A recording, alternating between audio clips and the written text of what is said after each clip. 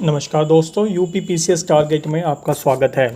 पिछले वीडियो में हमने हिस्ट्री के बारे में कुछ डिस्कशन किया था, लेकिन इस बार हम थोड़े कंसेप्चुअल सब्जेक्ट के बारे में बात करेंगे। एक ऐसा सब्जेक्ट जब हम पढ़ते हैं तो इजी लगता है, लेकिन जब एग्ज़ाम में क्वेश्चंस आते हैं तो कहीं ना कहीं हमारे साथ तो गिच कर जाते हैं। उस सब्जेक्ट का नाम है ज्योग्राफ़ी।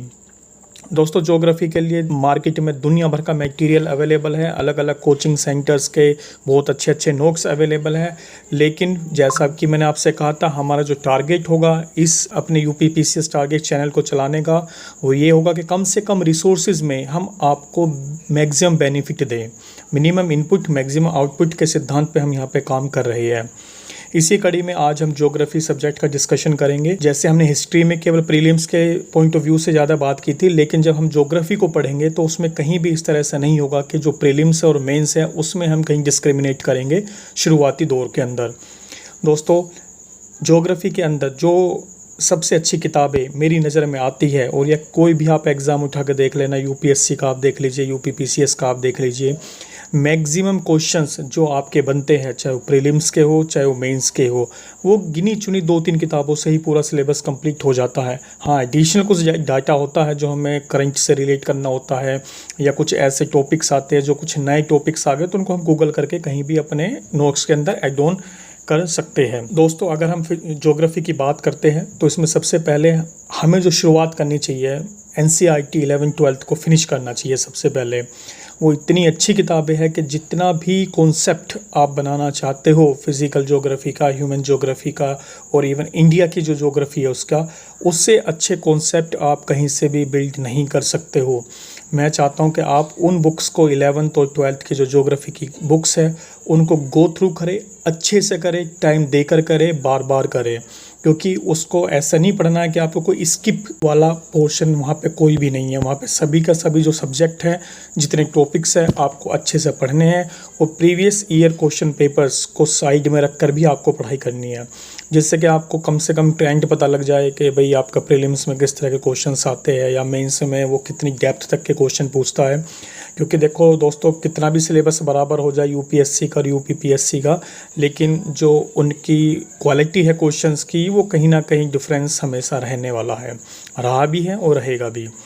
क्योंकि हम यूपीपीसीएस की स्पेसिफिकली बात कर रहे हैं, तो हम इसमें हमें ये भी ध्यान रखना होगा कि केवल कॉन्सेप्ट पे ही ध्यान नहीं देना है ज्योग्राफी के, हमें फैक्ट्स एंड फिगर्स को भी साथ के साथ लेकर चलना है।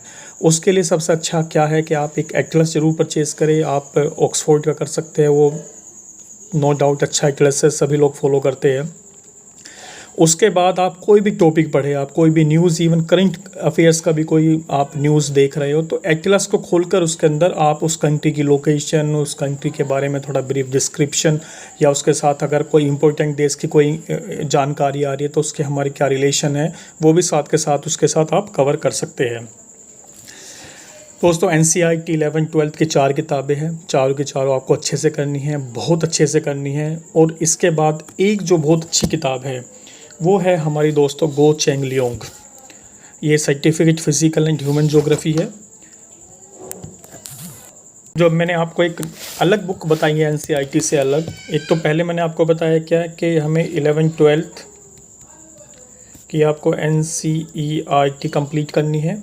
सेकंड, आपको एक एटलस लेना है, मतलब ये तो मोस्ट इम्पोर्टेंट है, सबसे पहले आपको यही परचेज़ करना है। एंड थर्ड, जो मैं आपको बुक रेफ़र करने जा रहा हूँ वो है certificate physical and human geography, जो है गो चेंग लियोंग के लिए। दोस्तों, ये बुक इतनी अच्छी है, इसके अंदर जो क्लाइमेट वाला सेक्शन है वो इतना शानदार है। आप मान के चलिए, अगर आपने एक बार उससे क्लाइमेट को अच्छे से स्टडी कर लिया मैपिंग के साथ, तो आप मान के चलिए कोई भी मेंस का क्वेश्चन क्लाइमेट के आसपास का भी नहीं छूटने वाला है। लेकिन सबसे अच्छी बात यही है कि आपको करना वो बहुत ही सलीके से पड़ेगा। इसके बाद अगर दोस्तों आपको कुछ फैक्ट्स एंड फिगर्स अधिक चाहिए होंगे तो हमारे लिए एक बुक है जिसको हम रेफ़र करते हैं, ल्यूसेंट।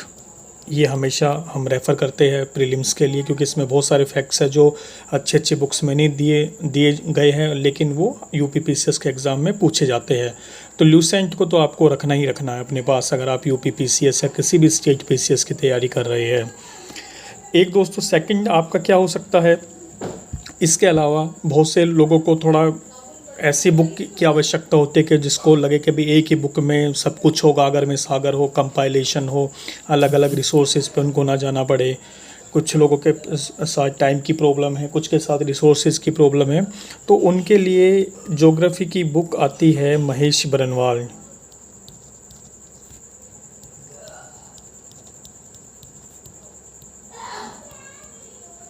ये बुक दोस्तों बहुत अच्छी बुक है।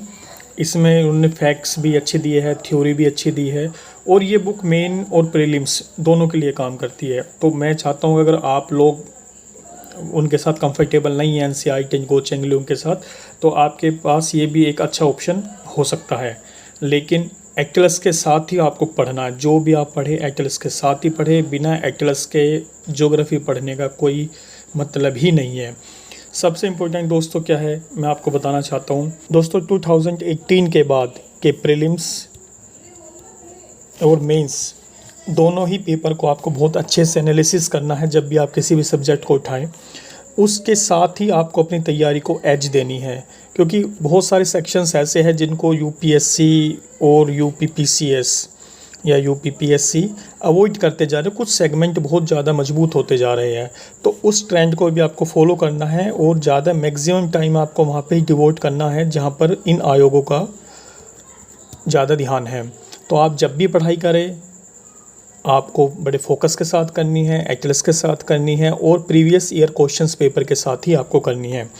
लास्ट में मैं आपको वापस बता देता हूँ आपको क्या क्या करना है। सबसे पहले आपको एक एटलस लेना है, दूसरा आपको NCERT 11-12 G C. Leong, Mahesh Barnwal,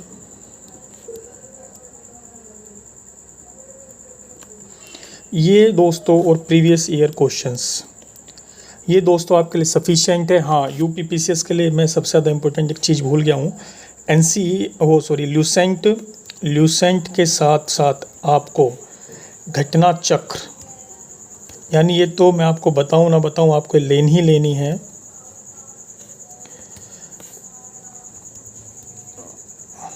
ये तो आपको सभी सब्जेक्ट्स की करनी ही करनी है अगर आपको यूपीपीएससी की तैयारी आप कर रहे हैं।